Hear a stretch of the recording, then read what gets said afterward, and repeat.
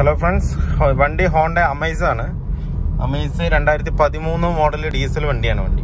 ഇതിൽ കംപ്ലൈന്റ് എന്ന് പറഞ്ഞാൽ ക്ലച്ച് പെഡൽ ഭയങ്കരമായിട്ട് ഹാർഡ് ആകുന്നുണ്ട്. അതുപോലെ തന്നെ ഫ്രണ്ട് സസ്പെൻഷൻ ഒരു പുതു സൗണ്ട് വരുന്നുണ്ട്. എന്താ വെച്ച് കഴിഞ്ഞാല് metal to metal contact sound അല്ല വരുന്നത്, ഒരു പുതു എന്ന് വെച്ചാൽ ഹാർഡ് ബുഷിന്റെ സൗണ്ട്, എന്ന് വെച്ചാൽ ഷോക്ക് മൗണ്ടിന്റെ സൗണ്ട് ആയിട്ടാണ് തോന്നുന്നത്.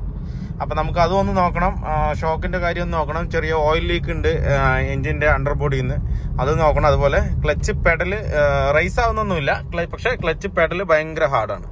നമ്മൾ കാല് നല്ലോണം സ്ട്രെയിൻ ചെയ്യേണ്ടി വരികയാണ് നമുക്ക് ക്ലച്ച് അപ്ലൈ ചെയ്യാനായിട്ട്. അപ്പൊ അതും കൂടെ നോക്കണം. അപ്പൊ എന്തായാലും നമുക്ക് ഗാരേജിൽ പോയിട്ട് നോക്കിയിട്ട് ക്ലച്ച് എന്തായാലും മാറാം, അതുപോലെ ഷോക്ക് മൗണ്ടും മാറാം. ലീക്ക് മാത്രം നമുക്ക് എവിടെന്നുള്ളതെന്ന് കൺഫേം ചെയ്തിട്ട് നമുക്ക് മാറാം. അത് ഞാൻ എവിടെന്നാ ലീക്ക് വരുന്നുള്ളത് കറക്റ്റായി ഞാൻ കാണിച്ചു തരാം. ഇതിൽ കൂടുതലായിട്ടും അമേസ് പോലുള്ള വണ്ടികൾക്ക് കൂടുതലായിട്ടും വരുന്നത് ഓയിൽ ഫിൽറ്ററിന്റെ കേസ് ഉണ്ട്. കേസിൽ ഒരു ഓറിങ് വരും, ആ ഓറിങ്ങിന്റെ അവിടെ നിന്ന് ലീക്ക് കൂടുതലായിട്ട് വരും, സ്ഥിരം വരാറുള്ളതാണ് ആ കംപ്ലൈന്റ്. അപ്പൊ അതന്നെയാണെന്നുണ്ടെങ്കിൽ നമുക്കൊന്ന് അഴിച്ചിട്ട് മറ്റേ ഓറിങ് ആയിട്ട് തനിച്ച് കിട്ടില്ല, നമുക്ക് പേസ്റ്റ് ഇട്ട് കയറ്റിയാലും ആ ഓയിൽ ലീക്ക് അറസ്റ്റ് ആവും. എന്താന്നുള്ളത് നമുക്ക് നോക്കാം. നോക്കിയിട്ട് ഇനിയിപ്പോ ഓയിൽ ഫിൽറ്റർ കേസിന് എന്തെങ്കിലും ഡാമേജ് ആണെന്നുള്ള കാര്യം അറിയില്ല. നോക്കിയിട്ട് നമുക്ക് അതിനനുസരിച്ച് എന്താ വേണ്ട വെച്ചിട്ട് നോക്കിയിട്ട് ചെയ്യാം. എന്തായാലും നമുക്ക് ഗാരേജിൽ പോയിട്ട് നോക്കാം. നമുക്കിപ്പോൾ ഇതിലത് മാറാനുള്ളത് ക്ലച്ച് സെറ്റ് മാറണം, അതുപോലെ ബ്രേക്ക് പാഡ് കംപ്ലീറ്റ്ലി പോയിട്ടുണ്ട്, ഒട്ടും തന്നെ ഇല്ല, കണ്ടില്ലേ, കുറച്ച് പോലും ഇല്ല, കംപ്ലീറ്റും തീർന്നിരിക്കണം, മുന്നോട്ടായിരിക്കണം. അതുപോലെ തന്നെ സ്റ്റെബിലൈസറിന്റെ കട്ട് ബുഷ് മാറണം, ലിങ്ക് റോഡ് മാറണം, ഷോക്കിന്റെ കിറ്റ് മാറണം. അപ്പോൾ നമ്മളത് സാധനം പാർട്സ് എല്ലാം എത്തിയിട്ടുണ്ട്. ഇതാണ് കട്ട് ബുഷ് വരുന്നത്, അത് നോർമൽ ബ്രാൻഡാണ്. പിന്നെ അതുപോലെ ലിങ്ക് റോഡ് എടുത്തിരിക്കുന്നത് നമ്മൾ ഹോണ്ടയുടെ തന്നെയാണ്. ഏകദേശം 1191 രൂപ വരുന്നുണ്ട് 2 ലിങ്ക് റോഡ്. പിന്നെ നമ്മൾ ക്ലച്ച് സെറ്റ് എടുത്തിരിക്കുന്നത് SD-യുടെയാണ് ക്ലച്ച് സെറ്റ് എടുത്തിരിക്കുന്നത്. അതുപോലെ ബ്രേക്ക് പാഡ് ബോഷിൻ്റെ, അത് ഏകദേശം 1500 രൂപയോളം MRP വരുന്നുണ്ട് റേറ്റ്. അതുപോലെ ബൂട്ടിൻ്റെ കിറ്റ്, അതിൽ ബെയറിങ്ങും കാര്യങ്ങളെല്ലാം ഇതിനകത്ത് തന്നെ ഉണ്ടാവും. ബൂട്ട് കിറ്റ് അത് ഔട്ടർ മാർക്കറ്റ് തന്നെയാണ് എടുത്തിരിക്കുന്നത്. ക്ലച്ച് സെറ്റ് എക്സ്ട്രീഡ്. എന്തായാലും നമുക്ക് ആദ്യം സസ്പെൻഷൻ്റെ വർക്കുകൾ കംപ്ലീറ്റും ഫിനിഷ് ചെയ്തിട്ട് നമുക്ക് പിന്നെ ക്ലച്ചിൻ്റെ വർക്ക് സ്റ്റാർട്ട് ചെയ്യാം. അപ്പോൾ നമ്മളിതിൻ്റെ ഗിയർ ബോക്സ് കംപ്ലീറ്റ് ആയിട്ട് ഇറക്കിയിട്ടുണ്ട്.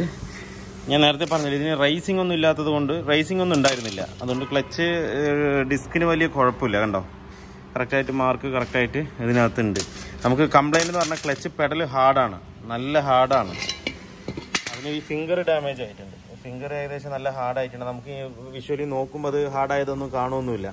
പിന്നെ ഫിംഗർ ഇവിടെ തേഞ്ഞാണ്, റിലീസ് ബെയറിംഗ് നിൽക്കുന്ന ഭാഗം കംപ്ലീറ്റും നല്ലോണം തേഞ്ഞിട്ട് കട്ടിങ് വേണ്ടിയിട്ടുണ്ട് അതിനകത്ത്. കണ്ടോ, ഇത് വണ്ടി എടുത്തത് പിന്നെ മാറിയിട്ടില്ല, ഇത് ഏകദേശം 80 ചില്ലാനും കിലോമീറ്റർ ഓടിയിട്ടുണ്ട്. ഈ വരുന്ന കമ്പനി ഇതിപ്പോൾ OE തന്നെയാണ്, ഹോണ്ട തന്നെയാണ്. അതിൽ കിടക്കുന്ന തന്നെ XD ആണ് കിടക്കുന്നത്, ക്ലച്ച് സെറ്റ് കിടക്കുന്നത്. അപ്പോൾ നമ്മൾ എടുത്തിരിക്കുന്നതും അതേ കമ്പനി തന്നെയാണ്, XD കമ്പനി തന്നെയാണ് എടുത്തിരിക്കുന്നത്. പിന്നെ ക്ലച്ച് ഡിസ്ക് വരുന്നത്,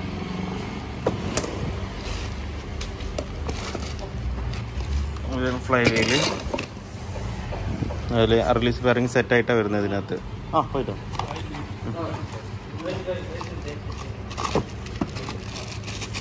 ഇതാണ് റിലീസ് ബെയറിംഗ് വരുന്നത്.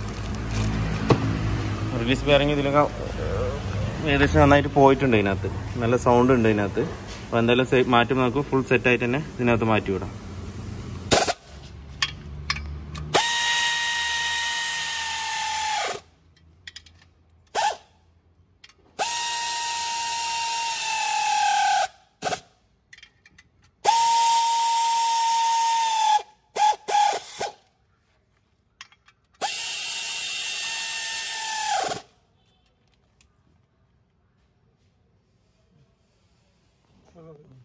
നമ്മളിപ്പോൾ ക്ലച്ച് സെറ്റ് കംപ്ലീറ്റും കയറ്റിയിട്ടുണ്ട്, മാറിയിട്ടുണ്ട്. അതുപോലെ ക്ലച്ച് പ്ലേറ്റ് കയറ്റുമ്പോൾ എപ്പോഴും സെൻറ്റർ കറക്റ്റ് ആണെന്നുള്ളത് നോക്കുക. ഇല്ലാന്നുണ്ടെന്നുണ്ടെങ്കിൽ വീണ്ടും നമ്മൾ ഗിയർ ബോക്സ് കയറ്റിയിട്ട് കയറാണ്ട് വീണ്ടും ഇറക്കേണ്ടി വരും. അപ്പോൾ അത് മാത്രം കറക്റ്റായിട്ട് പക്ക നോക്കിയിട്ട് കയറ്റുക. അതുപോലെ തന്നെ നമ്മൾ റിലീസ് ബെയറിംഗ് മാറ്റിയിട്ടുണ്ട്. ഇപ്പോൾ റിലീസ് ബെയറിംഗ് മാറ്റുമ്പോൾ ഈ സൈഡ് ഫോർക്കിൻ്റെ അവിടെ നല്ലവണ്ണം റിലീസ് ബെയറിംഗ് ഇരിക്കുന്ന സീറ്റ് ക്ലീൻ ചെയ്തതിന് ശേഷം ഗ്രീസ് ഇട്ടിട്ട് വേണം കയറ്റാനായിട്ട്.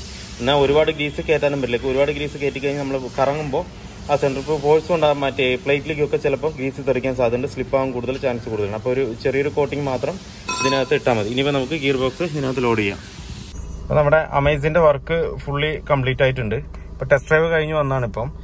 ഇപ്പോൾ ക്ലച്ച് ഭയങ്കര സ്മൂത്ത് ആയിട്ടുണ്ട്. ഇപ്പോൾ നേരത്തെക്കാളും നല്ല സ്മൂത്ത് ആയിട്ടുണ്ട്. ഇപ്പം ഞാൻ എന്നും പറയുന്ന പോലെ ഒരു കൈ കൊണ്ട് തന്നെ, ഒരു വിരൽ കൊണ്ട് തന്നെ ചവിട്ടാവുന്ന രീതിയിലുള്ള സ്മൂത്ത് ഇതിനകത്ത് വന്നിട്ടുണ്ട്. ഇനിയിപ്പോൾ നമുക്ക് ഞാനിപ്പോൾ ഏകദേശം ഒരു 10 കിലോമീറ്ററോളം ഓടിച്ചിട്ടുണ്ട്. ഇതിപ്പോൾ ഒന്ന് ലിഫ്റ്റ് ചെയ്തിട്ട് അണ്ടർ ബോഡി ഒന്ന് ചെക്ക് ചെയ്യാം, എന്തെങ്കിലും ലീക്കോ കാര്യങ്ങളോ എന്തെങ്കിലും ഉണ്ടോന്നുള്ളത് നോക്കിയിട്ട് വേണം ഡെലിവറി ചെയ്യാനായിട്ട്. ഇപ്പോൾ വണ്ടി ഒന്ന് ലിഫ്റ്റ് ചെയ്തിട്ട് നമുക്ക് അണ്ടർ ബോഡി ഒന്ന് നോക്കാം, എന്തെങ്കിലും ലീക്ക് ഉണ്ടോ, എന്തെങ്കിലും പ്രശ്നം ഉണ്ടോ എന്നുള്ളത്. എന്താ വെച്ചാൽ അത്രയും പാർട്സുകൾ നമ്മൾ ഇറക്കിയത് കൊണ്ട് ഒന്ന് റീചെക്കപ്പ് ചെയ്യുന്നത് ഏറ്റവും ബെസ്റ്റ് ആയിരിക്കും. എന്താ വെച്ചാൽ കസ്റ്റമർക്ക് നാളെ യാതൊരു ബുദ്ധിമുട്ടും ഉണ്ടാകാൻ പാടില്ല, അതുകൊണ്ട് മാത്രം. അപ്പോൾ എന്തായാലും നമുക്കൊന്ന് പൊക്കിയിട്ട് ഒന്ന് റീചെക്ക് ചെയ്യാം എല്ലാ ഭാഗവും.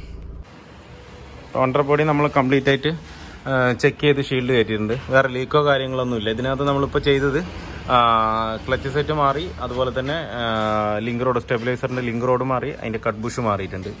ഇത്രയും വർക്കാണ് ഇതിനകത്ത് നമ്മൾ ചെയ്തിരിക്കുന്നത്. പിന്നെ 4 ബ്രേക്കും അഴിച്ച് ക്ലീൻ ചെയ്ത് പേഡൊക്കെ ഒന്ന് കാലിപ്പർ ഒന്ന് എല്ലാം ലൂബ് ചെയ്തിട്ടുണ്ട്. പിന്നെ ചെറിയൊരു എഞ്ചിൻ ഓയിൽ ലീക്ക് ഉണ്ടായിരുന്നു, അത് അറസ്റ്റ് ചെയ്തിട്ടുണ്ട്. ഓയിൽ ഫിൽറ്റർ കേസിനായിരുന്നു വന്നത്, അതും കൂടെ അറസ്റ്റ് ചെയ്തിട്ടുണ്ട് ഇതിനകത്ത്. അപ്പോൾ വീഡിയോ എല്ലാവർക്കും ഇഷ്ടമായെന്ന് ലൈക്ക് ചെയ്യുക, ഷെയർ ചെയ്യുക, സബ്സ്ക്രൈബ് ചെയ്യുക. സബ്സ്ക്രൈബ് ചെയ്യാതെയാണ് വീഡിയോ കാണുന്നതെങ്കിൽ ഒന്ന് സബ്സ്ക്രൈബ് ചെയ്ത് സപ്പോർട്ട് ചെയ്യുക. അപ്പോൾ മറ്റൊരു വീഡിയോയിലേക്ക് കാണുന്നവരെ എല്ലാവർക്കും ബൈ.